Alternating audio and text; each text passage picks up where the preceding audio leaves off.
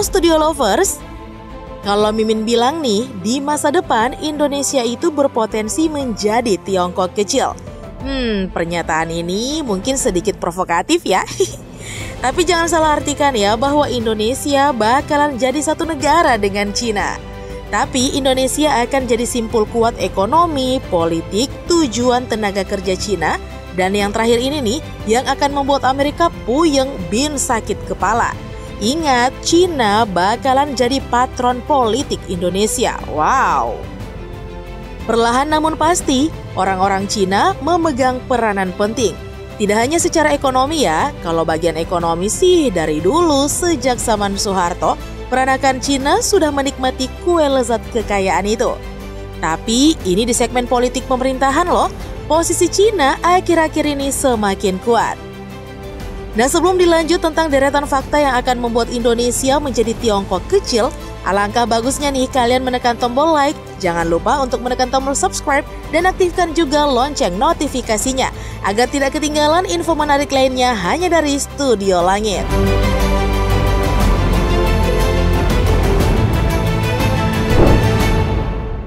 Fakta pertama, debt trap, jebakan utang Cina.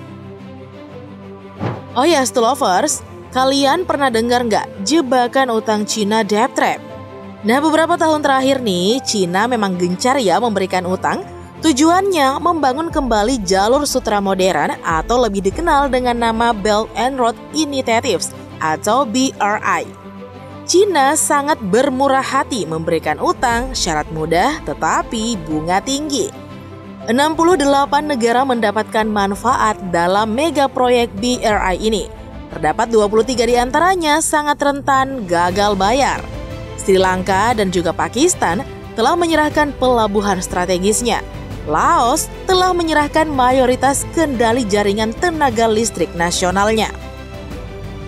Ya, kalau gagal harus serahkan aset dong. Lalu bagaimanakah dengan Indonesia? Nah, dalam 10 tahun terakhir, utang Cina meningkat 479%.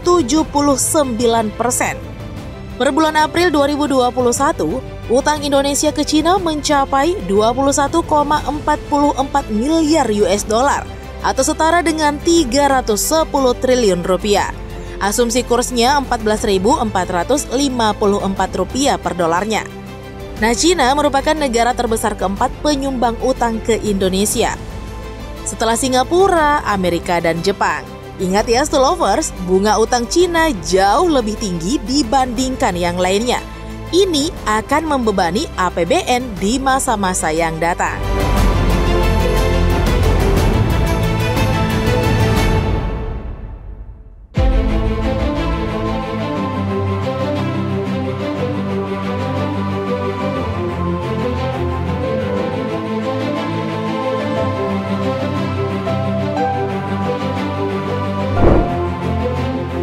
Fakta kedua, ekonomi Indonesia bakal dalam genggaman Cina. Stulovers, ekonomi yang bergerak karena utang itu bahaya, apalagi nih kalau tidak dikelola dengan baik.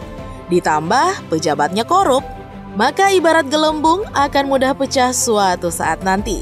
Indonesia sudah pernah mengalaminya. Tahun 1998 lalu, ketika ekonomi runtuh, IMF dengan mudah mengintervensi Indonesia. Berbagai macam aset strategis dilego murah. Dalam 10 tahun terakhir, investasi Cina memang gila-gilaan di Indonesia. Indonesia butuh uang untuk menggerakkan makroekonomi, menggalakkan secara masif pembangunan infrastruktur. Ditambah lagi nih pertumbuhan ekonomi lesu akibat pandemi corona. Maka arus utang untuk menggerakkan ekonomi di masa yang datang bakalan jauh lebih besar. Seperti bom waktu, bisa meledak tiba-tiba. Nah kalau itu terjadi, maka Indonesia akan mudah dikontrol oleh mereka. Perlahan dan pasti sudah mulai berjalan untuk menguasai secara total ekonomi Indonesia.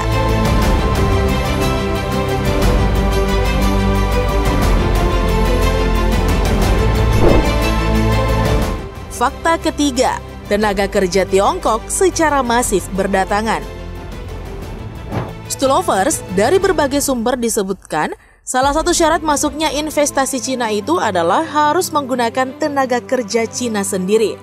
Soal ini sih ada alasan logisnya ya dari Cina kenapa harus menggunakan tenaga kerjanya sendiri.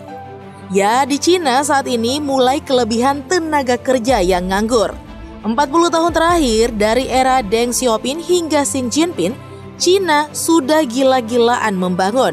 Semua sudah dibangun. Cina kan melimpah uangnya dan keras hukumannya kalau korupsi uang negara. Cek aja ya di Facebook ataupun di YouTube. Begitu spektakuler dan luar biasa pembangunan Cina. Bangunan-bangunan yang tidak pernah terlintas dalam pikiran dan imajinasi semua ada di Cina. Tenaga kerja terlatih dan kasar itu melimpah dan sekarang menganggur. Mereka kan butuh makan juga. Ya, Cina bisa kacau dong kalau tidak dicarikan kerjaan.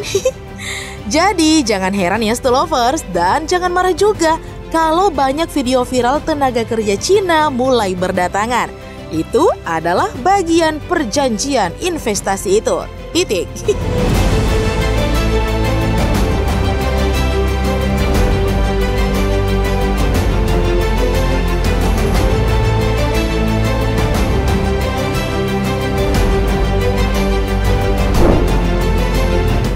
Fakta keempat, orang-orang terkaya Indonesia adalah Chinese.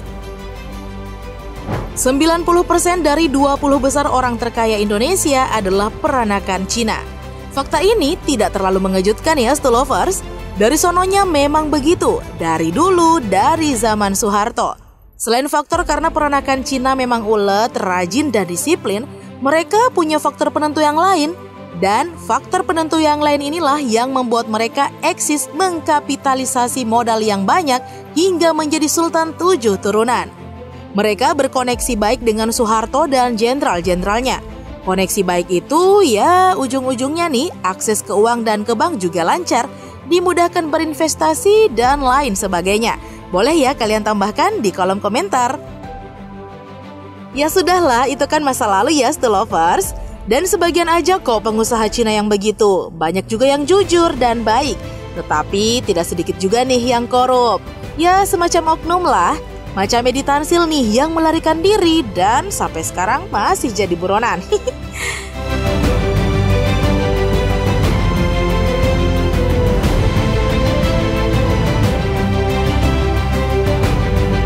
Nah, Stolovers, itu dia 4 fakta tidak terbantahkan bahwa Indonesia berpeluang menjadi Tiongkok kecil di masa yang akan datang. Silahkan tambahkan ya di kolom komentar kalau Stolovers punya pandangan yang berbeda. Sekalian juga tekan tombol like dan share video ini. Sampai jumpa lagi di video-video menarik berikutnya.